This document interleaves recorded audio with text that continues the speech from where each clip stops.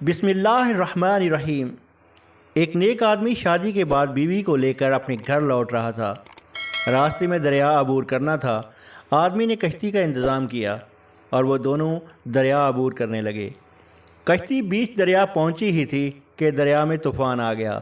اسی صورتحال سے بیوی کا خوف سے برا حال ہو گیا، لیکن آدمی ایسا اطمینان سے بیٹھا ہوا تھا جیسے کچھ غیر معمولی نہ ہو رہا ہو۔ یہ دیکھ کر بیوی کو حیرت ہوئی اور وہ غصے سے چلا اٹھی۔ آپ کو نظر نہیں آ رہا طوفان کشتی ڈبو کر لگا ہے، ہماری موت سر پر ہے اور آپ اطمینان سے بیٹھے ہیں۔ یہ سنتے ہی خاوند نے اپنی تلوار میان سے نکالی اور بیوی کی شہرگ پر رکھ دی۔ بیوی ہنس پڑی اور بولی، یہ کیسا مذاق ہے؟ خاوند نے پوچھا، کیا آپ ابھی بھی موت سے خوفزدہ نہیں ہو رہی؟ کیا آپ کو نہیں لگ رہا کہ میں آپ کا گلا کاٹ دوں گا؟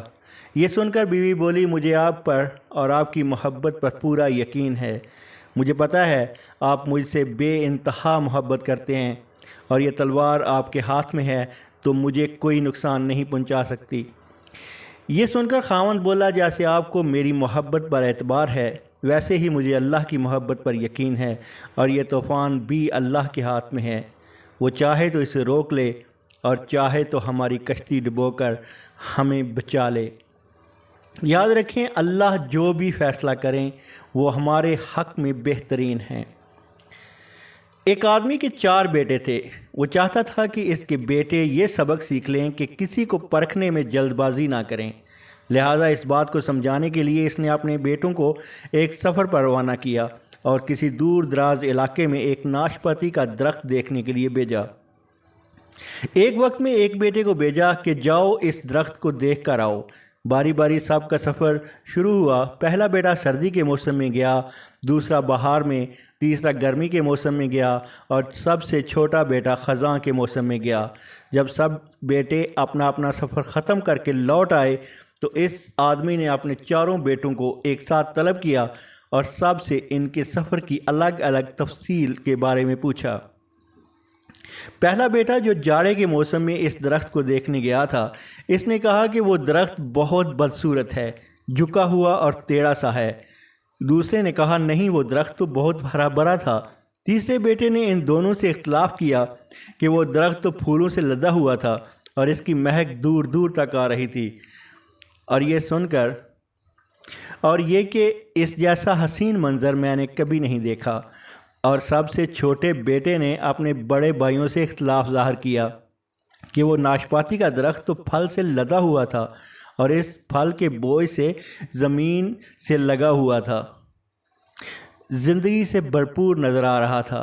یہ سب سننے کے بعد اس آدمی اپنے 4 بیٹوں کی طرف دیکھا اور کہا، تم 4 میں سے کوئی بھی غلط نہیں ہے، سب اپنی جگہ سچ کہہ رہے ہو۔ بیٹے باپ کا جواب سن کر حیران ہو گئے کہ ایسا کیسے ہو سکتا ہے۔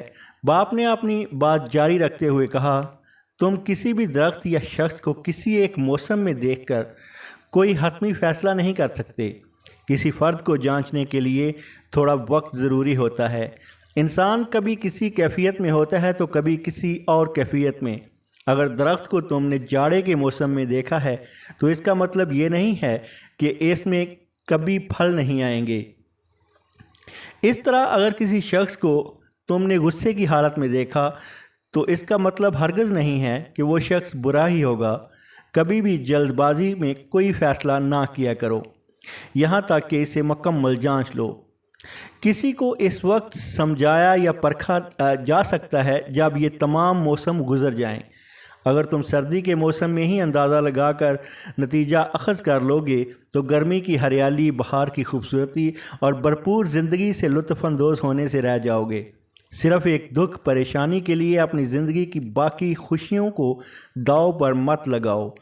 زندگی کے ایک برے موسم کو بنیاد بنا کر باقی زندگی کو مت پرکھو۔ اس طرح اللہ تعالیٰ نے ہر انسان میں خیر و شر کا مادہ رکھا ہے، لہذا اس کی کیفیات میں بھی مختلف موسم کی طرح اتار چڑھاؤ آتا رہتا ہے۔ لہذا ہمیں حسن ظن رکھنا چاہیے، کیونکہ بدگمانی بھی ایک بہت بڑا گناہ ہے۔ اللہ کریم ہمیں بدگمانیوں سے محفوظ فرمائے اور ہم سب کا خاتمہ ایمان کے اعلیٰ ترین درجے پر فرمائے، آمین۔